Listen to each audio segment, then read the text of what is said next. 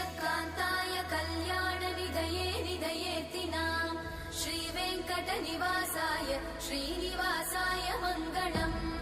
लक्ष्मी सविभ्रमालोक सुभ्रूविभ्रमचक्षुषे चक्षुषे सर्वलोकानां वेङ्कटेशाय मङ्गलम् श्रीवेङ्कटाद्रिशृङ्गाग्रमङ्गलाभरणाङ्गये मङ्गलानां निवासाय श्रीनिवासाय मङ्गलम् सर्वावयव सौन्दर्य सम्पदा सर्वचेतसां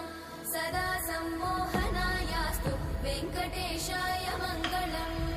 नित्याय निरवध्याय सत्यानन्दचिदात्मने सर्वान्तरात्मने श्रीमद् वेङ्कटेशाय मङ्गलम् स्वतः सर्वविदे सर्वशक्तये सर्वशेषिने सुलभाय सुशीलाय वेङ्कटेशाय मङ्गलम्